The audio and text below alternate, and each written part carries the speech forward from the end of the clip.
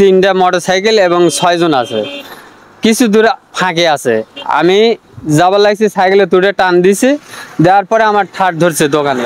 এটা কোন জায়গায় এই ঘটনা? এটা হচ্ছে যে সামনে ওই পাশে, এই সামনে। হ্যাঁ এই রাস্তাতেই। কখন এই ঘটনা? মাগরিবের একটু পরেই। মাগরিবের পরে? হ্যাঁ, মাগরিবের একটু পরে ঘুলি আন্দার হতে পারে। কয়জন ছিল? 6 জন ছিল, 3টা মোটরসাইকেল ছিল। 3টা মোটরসাইকেল। হ্যাঁ। আসসালামু আলাইকুম ওয়া রাহমাতুল্লাহ, আশা করি আপনারা ভালো আছেন। আমি আব্দুল্লাহ নোমান। তো আজকে আমার পাশে যে ভাইটিকে দেখতে পাচ্ছেন, আর ছোট্ট কিন্তু একটা ব্যবসা প্রতিষ্ঠান, উনি কিন্তু মূলত এটা দিয়েই কিন্তু সংসার চালান।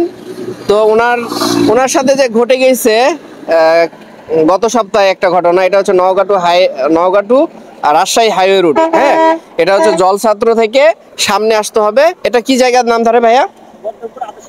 বৌদ্ধপুর আদর্শ গ্রাম। আচ্ছা, বৌদ্ধপুর আদর্শ গ্রামে ঘটে যাওয়া গত শনিবারে মাগরিবের সালাতের পরের ঘটনা ভাইয়ের কাছ থেকে শুনবো। ভাই, আপনার পরিচয় দিয়ে শুরু করবেন। আমার বাসা বিনোদপুর, থানা মহাদেবপুর, সোহাপুর ইউনিয়ন।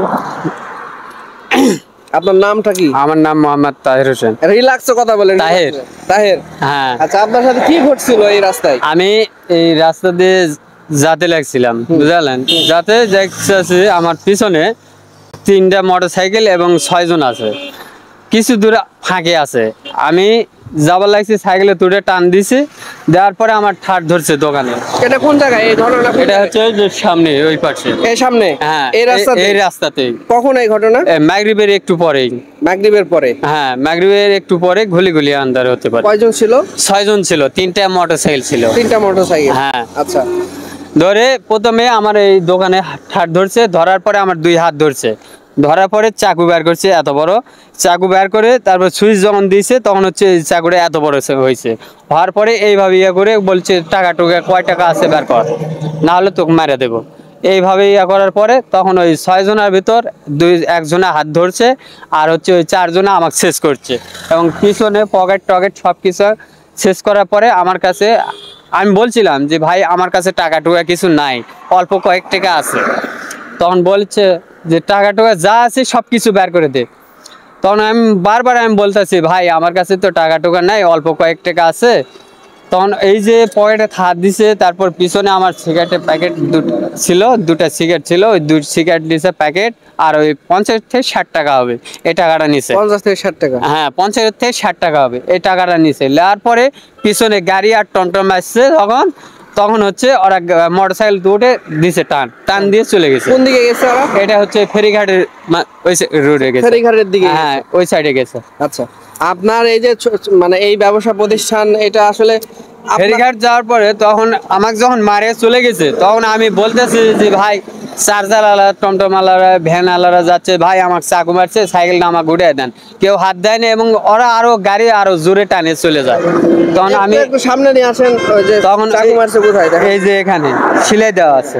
এখানে কোথায়? এই যে এখানে চাকু দিছে। হ্যাঁ, এইভাবে মারছে এখানে।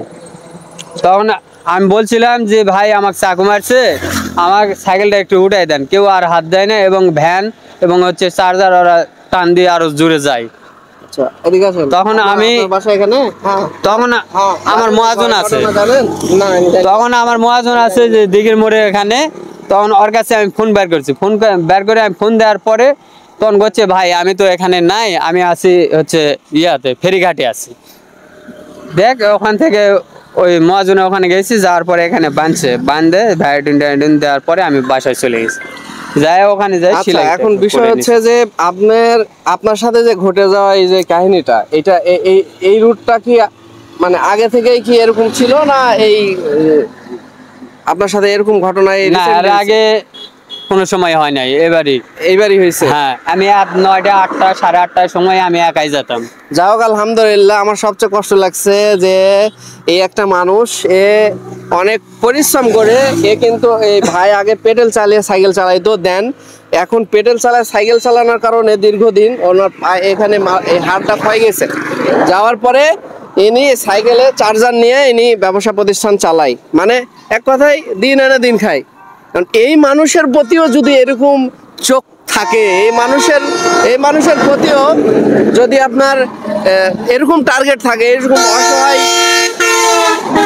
যদিও এটা একবার মেন রোডে, কথাগুলো হয়তো আপনাদের শুনতে কষ্ট হচ্ছে, তবে এইরকম মানুষের কাছে আপনারা এইভাবে আসেন না, কারণ এরা অনেক কষ্ট করে পরিশ্রম করে, দিন দিন দিন রাত পরিশ্রম করে সংসারের জন্য, তাদের পরিবারের জন্য, সংসারের জন্য দিন আনে দিন খায়।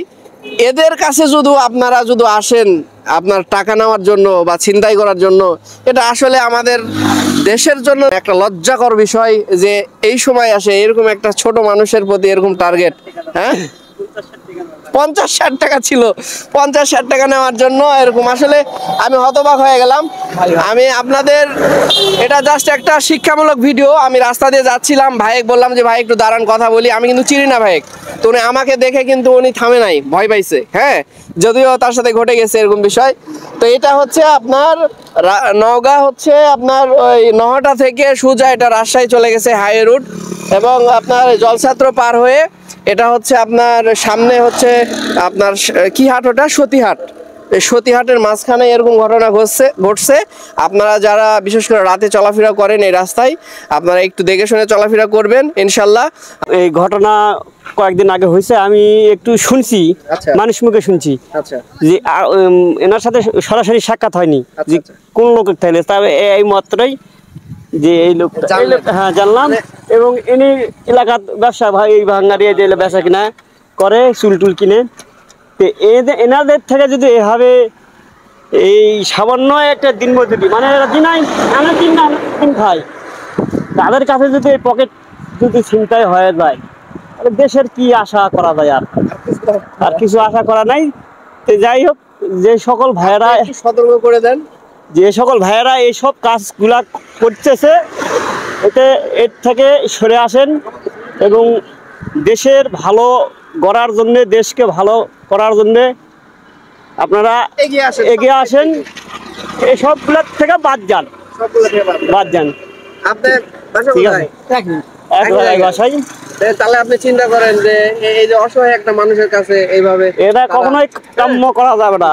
আর এই দেশের ওরা জায়গা এখন শুরু হয়ে গেছে, এক কথায় বলা যায়, রাইট, এক এখন কথায় যে বলা- যেভাবে বাঁধতে চায় সে সেভাবেই এখন খাইতেছে। হ্যাঁ, খাইতেছে। তো যা হোক, আল্লাহ সুবহানাহু ওয়া তাআলা সকলকে ভালো রাখুক।